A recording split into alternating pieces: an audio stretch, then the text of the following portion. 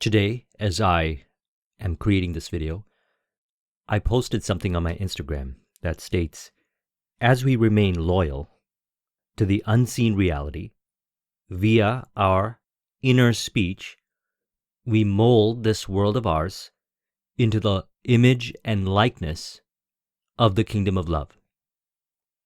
That is what we are going to discuss today.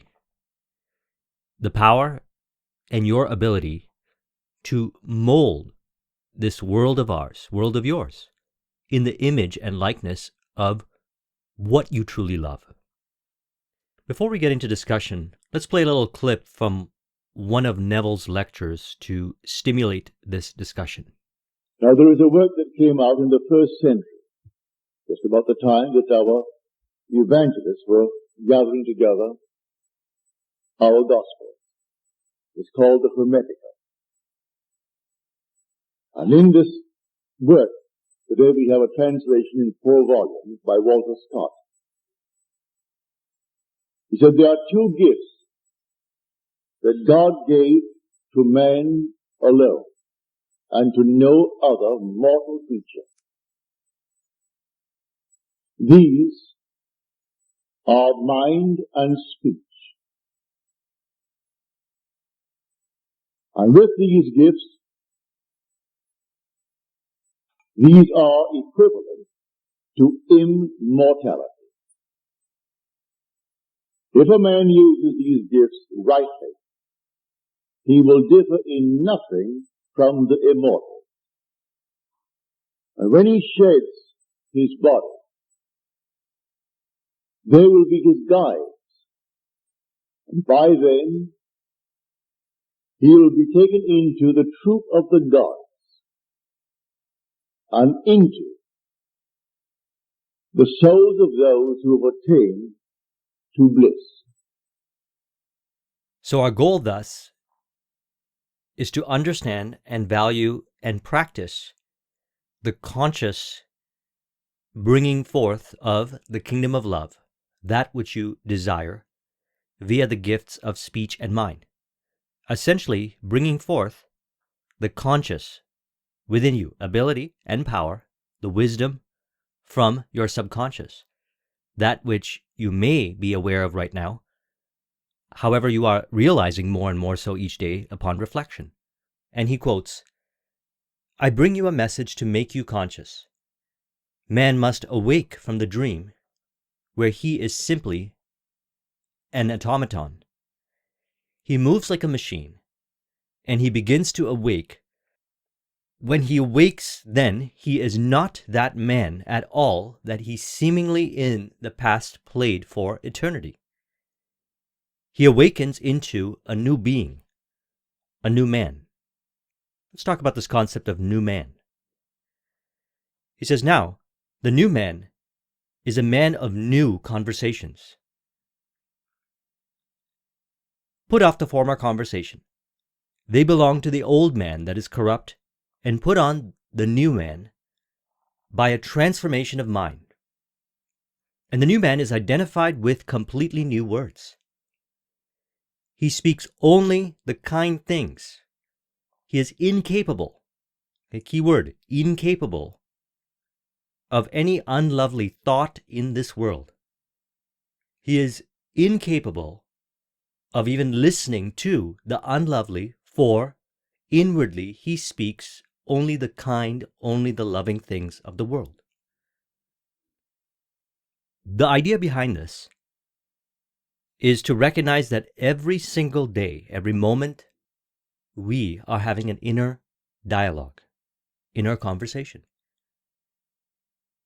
And to bring forth the new man, we have the new man conversation, which is to look upon all the experiences, all the interactions, all the outer world circumstances, 5 sensory experience, and to transmute the meaning into the accurate meaning of love. As we do this, he says, then he finds himself awakening a man within that was asleep, buried within us. He was asleep. He awakens the second man, which is called Jesus Christ in the Bible, which I tell you now is your own wonderful, loving imagination. So, on the surface, this may not make any sense. But upon deeper reflection and realization that we're given the two gifts, that of mind and that of speech, then the second man must waken in what we would call our imagination, because we are all imagination, and this five-sensory experience is an externalization of our imagination. That is what we have been discussing over the series of videos. Now, we also spoke of how God speaks in the form of desire. In Think and Grow Rich, the concept is the burning desire. It is a pathway to the realization which is riddled with evolution of speech within. And by speech, we're talking about the inner conversations. The inner conversations are apparent, and we have the ability to reflect upon our inner conversations real time, as well as at the end of the day, to understand if it was accurate to the burning desire, that which we desire to see brought forth. All exists now in the eternal now, based on fourth dimensional thinking. Past, present, and future are now. All is now. And all is mind. And speech is the image of mind. So thus our conversation has to be one of reflective understanding that all five sensory experience in this moment is one of how so right now. On the surface, again, it might not make any sense. It would appear that you are denying the five sensory reality, as in you're saying the five sensory reality does not reflect this end result. Therefore, it is not true. And we are taught that faith is loyalty to the unseen reality, that which you imagined, of the outcome that exists in the already complete reality in which we are on the journey to the fulfillment. So, based on our past ways of looking at reality, we could end up feeling resistance, a void, a separation. However, we have to remember that it's an opportunity to reveal the disempowering programming within ourselves in relation to the identity, that which is in alignment with the vision, the values and beliefs, that which is in alignment with the vision, the behaviors, the capabilities, and the environment. Now, when we speak of environment, we're not talking about denying the environment that exists in front of us from a place of delusion. We're talking about interpreting it and understanding it from a place of accurate contribution to the vision. As in, everything you need right now is within the environment. It may only not appear that way based on our thinking, based on our past beliefs, which are related to the former conversation. In the last video that I did, I spoke about, from the Joseph Murphy book, the idea of how the effects, or the acres of diamonds, are externalized based on the realization that the cause is in the mind, and the acres of diamonds is in the mind. It's the understanding that you have the connection, and included in there were affirmations, to the infinite supply within. Now, if we were given the gift of speech and mind, then all of this is an externalization of those gifts. And those gifts of speech and mind are the acres of diamonds. That's stated, and very pragmatically so. We observe what we are imagining, and what we are thinking, and what we are assuming, and what we are believing, and realize that we have the power to change it. When we change it, we have a greater ability to trust and work with our imagination, because we realize then what he means by we are all imagination. Because what is in our imagination is a reflection of mind. Speech is what we are imagining. So thus, imagination and speech is related to the two gifts, the gift of speech and mind. As we maintain that, we go into the deeper part of the new man. And he says, when imagination awakens, it is incapable of being exercised in any way outside of the loving way. So we commit to what we truly desire, that of love, which is what mentioned in the last video, is what God desires of you. What your heart desires is the way and the destination and the experiences on the journey to the realization, as he refers to the promise, which we'll talk about in a moment. So every time you use your imagination lovingly, you are literally awakening this inner man, and you're meditating God to man. If I think of anyone in a loving way, I'm in contact with that being, and God flows toward him, as in they begin to externalize what we believe about them, our assumptions about them, and our beliefs about them. Observe this through your experience. Notice how, perhaps in stages of your journey, you were in conflict with people. And no matter what you did, as far as what to say and how to act in whatever outer world, five sensory experience, that conflict would continue. Then one day, for whatever the reason may be, maybe you read a book, maybe you had a conversation with somebody else, something stimulated your imagination to see that person from a more loving way. And you noticed that in that moment, you felt the possibility that it was done. And then you show up in the presence of that person, and they change. It is exactly what he's speaking of here, so let's emphasize this again. When imagination awakens, it is incapable of being exercised in any way outside of the loving way. It's the power of God and the wisdom of God, and thus the gift is used in a way that he states here. So every time you use your imagination lovingly, you are literally awakening this inner man, and you're meditating God to man.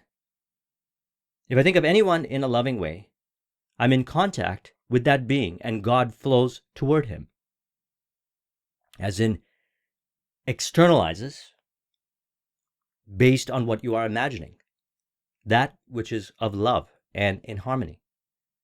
To as stated, we were given the gifts of speech and mind so that we can mold this world to the image and likeness of the kingdom of love. You try it, and you can bless everyone in the world, and then eventually the eye opens, the ear opens, the inner man awakens, and you see the most glorious world, which is always here to be seen. Only we in our sleep had shut it out. And by sleep, allowing the impressions from the five sensory experience to bring us into what he would call automation, automatically bringing forth certain thoughts, emotions, behaviors, environments, circumstances, without ever wondering what was the cause of this, assuming that the cause was in the outer world. Now remember this. This is a journey. This is a daily practice.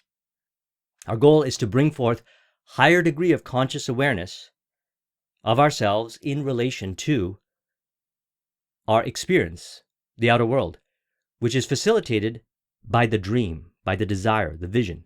That's why it's so important to pick a goal and see it all the way to completion. See it in your mind's eye all the way till completion via the gift of mind and inner speech. So this is called the awakening, otherwise referred to as I and my Father are one. The next life, in this life,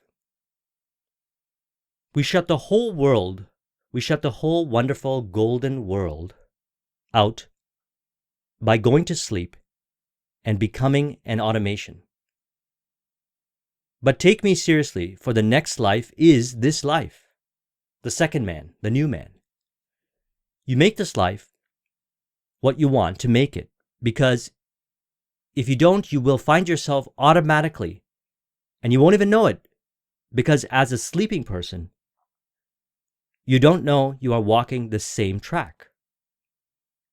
But if I could only take you within me and let you see with the eye of the inner eye and watch these automatons in the world Sleeping people, yes.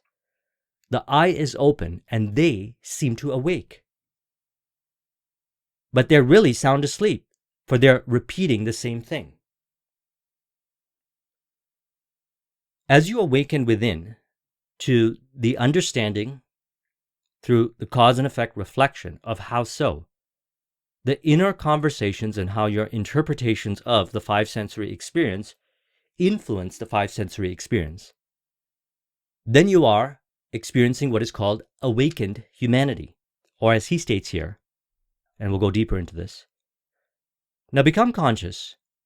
As you become conscious, you enter the most glorious circle of awakened humanity. I call it the conscious circle of humanity, or as my old teacher used to call it, the brothers. It simply means the awakened man. And when he awakes, they're all glorious beings, for they are all the image of the Divine One. So as stated, we mold this world of ours more so each day to our imagination, to the likeness of the kingdom of love. And the people around us become the brothers and sisters. They become one with us. They join the journey. They start living the same philosophy. You'll see it. I brought this up many videos ago.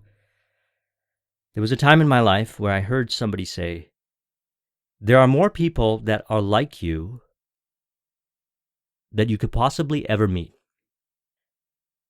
And at that time in my life, I did not reflect upon what I was imagining. And I had disempowering programming, beliefs, and assumptions about myself and others around me. And at that time, everyone was reflecting that assumption. The assumption of separation, disconnect, and conflict. But something about what this person said to me really made a lot of sense. And I said, I want to encourage that thought. So I began to affirm that thought. And I began to conduct my inner dialogue to reflect that thought. And as a result, I noticed that the people around me changed and brought forth from the most unexpected sources the people that would reflect the conscious use of imagination. Now, what was happening upon retrospect was prior to that, I was subconsciously imagining things to be a certain way. As I became aware that I was imagining this from my subconscious, I changed what was within my subconscious, and I began to both consciously and subconsciously, via the speech within and the gift of speech in mind, imagine reality to be a certain way, which brought forth the brothers and sisters. So again, now become conscious. As you become conscious, you enter the most glorious circle of awakened humanity. You are the awakener. And you mold them to the likeness and have always done so, except perhaps for certain regards we were asleep about. Now the goal is to make this happen more so each day. And we do this by working with the gifts of speech and mind, by changing our inner conversation, by understanding our disempowering programming and changing it. And I'll give you an example of how he describes it. So let's meditate upon this again, because it's very important. Now become conscious.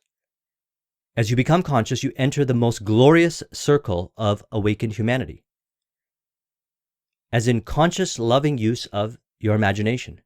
What are you imagining visually? And what is your inner conversation about?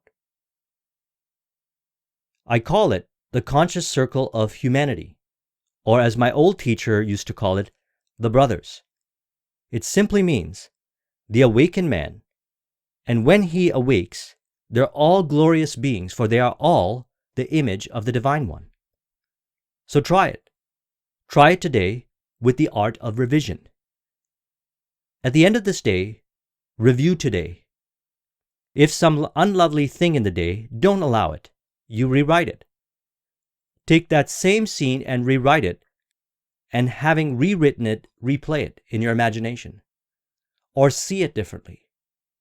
For example, perhaps you are having a conversation with someone, and you found that they were saying disempowering things and it was breaking your flow. At the end of the night, you imagine them having a conversation with you of empowerment, of contribution. You play it in your imagination over and over again, and you fall asleep to that assumption. Or you go in and reflect upon the different things that you said and interpret it differently to reflect. For example, if they said, everything is falling apart in business and that's just how it works, you rewrite it to, things could fall apart in business based on a person's conversation. And his conversation is revealing to me of what I'm assuming.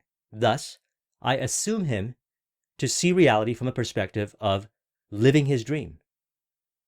That is a inner conversation way of rewriting it.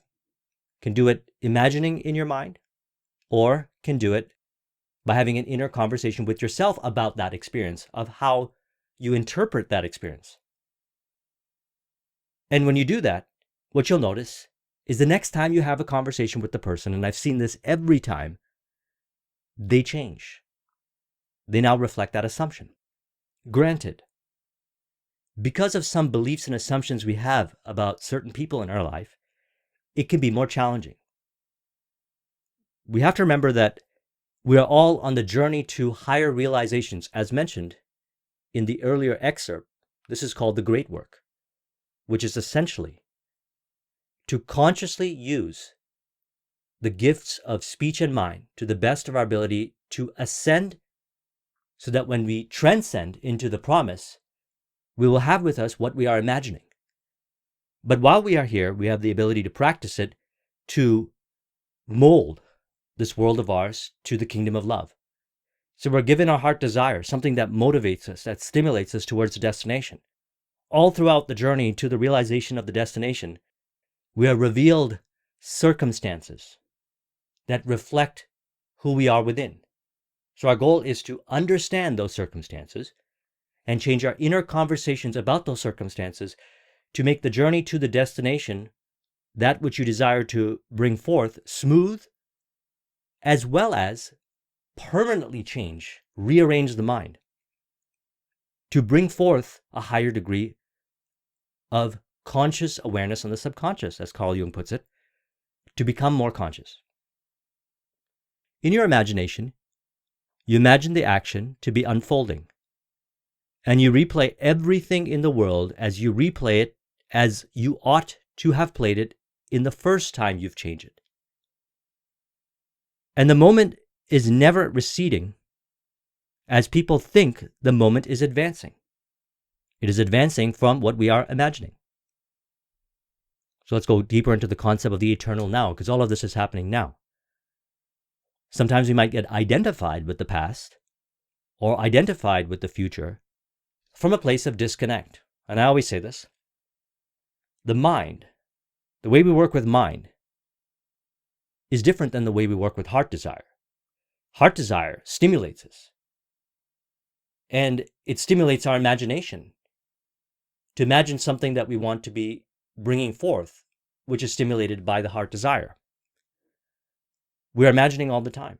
So we imagine a scene, that which we desire to experience. The business success, the relationship success, the financial success, the fitness success, the changes in the world, the contribution to the lives of others. And then as soon as we imagine that, we get a sensation. We know it is done. And then reality has changed. It may look the same, 5 sensory experience, but it is a different reality. And now, we are facilitated by the true inner voice that leads us down the pathway to the realization. And this true inner voice helps us reinterpret our past beliefs, past assumptions from former states, and accurately align within, consciously and subconsciously, the being of who you are, which you could say is conscious and subconscious, and you can go a step further, and there's the superconscious realm, but what we're really doing is working with the conscious and subconscious. Superconscious is where the desires come from. Within the conscious and subconscious, they work together in the spirit of harmony, otherwise sometimes referred to as the Adam and Eve within. And now all of that is happening in the now, via the mind and speech. So he states, now this may seem an insane statement to tell you that yesterday is today's future. Okay, reflect upon that. Yesterday is today's future. It seems insane if you think it's not. It's past. But by the curvature of time, you will discover, but you will not know it, because you will be asleep unless you begin to awake. And when you will come upon what is yesteryear in your future, for the moment is never receding, it is always advancing into the future to confront us. And so, if you don't change it, you will simply find yourself repeating over and over again what unlucky, in God's infinite mercy, that sleep shuts out the memory of it. So you are doing it, and you think you are doing it for the first time. But I ask you to awake, for the purpose of this platform is to awaken everyone who comes here, that we may all enter this brotherhood of awakened humanity. So let's repeat this important statement again. The purpose of this platform, this five-sensory experience, is to awaken everyone who comes here, that we may all enter this brotherhood of awakened humanity. And we work with the two gifts, the gifts of speech and mind. And he states, now we are told there were two gifts given to man at birth. It doesn't mean this little birth when I left my mother's womb, but when I left the womb of my father, that is the grand womb, the womb of creation. When before this world was, he created me and made me perfect and set me in this world for a purpose, educative purpose. I brought this up in, not the last video, but the video prior to that, in relation to the heart desire. I recommend you watch it. We already are perfect. A large part of this journey is the realization that we already are perfect, and everything else is education. And the journey to what he refers to the promise, which is transcending when you are done in this life, and take with you the speech and mind into the next world, the promise. While you are doing it, you could do it forth by bringing forth your heart desires, which is actually what you really want to experience. If I ask a person, what do you desire, what you want to experience? They'll tell me, because that's what they really want. And they have the power to experience that what they really want, and in the process, go through what I would call the purification of the mind. The purification of the mind is releasing disempowering programming about ourselves, about others, about circumstance, about information, and bringing forth within the accurate programming that is akin to, as stated here, when imagination awakes, it is incapable of being exercised in a way outside of the loving way. So every time you use your imagination lovingly, you are literally awaking this inner man, and you're meditating God to man. If I think of anyone in a loving way, I'm in contact with that being, and God flows towards them. People are seen and are experienced. Environment is seen and is experienced. Circumstance is seen and is experienced. Information is seen and is experienced as in harmony and in contribution to bring forth what you desire and the purification of the mind, which is the release of false identity, false assumptions, false beliefs about self. Because, as stated, he created me and made me perfect. He created you and made you perfect and set you into this world for a purpose which is an educative purpose. And while you're having this educative purpose, you can enjoy this experience via your heart desire, because it's both. He gave me two gifts. He gave me his own mind. He gave me the gift of speech, the very thing he used to create the world. So he spoke the world into being, and then gave me the gift by which he spoke the world into being. So he gave me mind and speech, as in he gave you, he gave all of us the gift of mind and speech. If I use the gift wisely and do it rightly, I will be led into the realization, into the fulfillment of my every desire. Not one is beyond my ability to realize. If you reflect back, you have always brought forth that which you desire when you put your mind to it. And the mind was combined with inner speech, stimulated from the outer world, or brought forth with accurate speech from your inner world, otherwise known as the inner voice. If I continually use it wisely, when I quit this body, as the world calls man dead, when I leave this into another dimension, by the wise use of the same two gifts, I will be brought into the company of the blessed, if I awake. If I don't use it wisely, I continue the circle of sleep. If I use it wisely, I will break the circle of recurrence, and as he states here, very important, to add even more meaning and purpose to our lives, so that we can bring forth our heart desire and continue to evolve in conscious use of our imagination via the gifts of speech and mind. He states, if I continually use it wisely, when I quit the body, as the world calls a dead man, when I leave this into another dimension, by the wise use of the same two gifts, I will be brought into the company of the blessed, if I awake. If I don't use it wisely, I continue my circle of sleep. If I use it wisely, I will break the circle of recurrence and rise beyond it into eternity. If I don't, I continue on the curved line of time and repeat it over and over until someday I awake. For I am destined to be conformed to the image of his Son. This is our destiny. Through the conscious use of speech and mind, we bring forth what our heart desires, and we also purify the mind. We release ourselves of what is not really who we are. As stated, he created me and made me perfect. It is the realization of your divine perfection. He created me, he made me perfect, and set me into this world for a purpose, educative purpose. I continue on the curved line of time and repeat it over and over until someday I awake.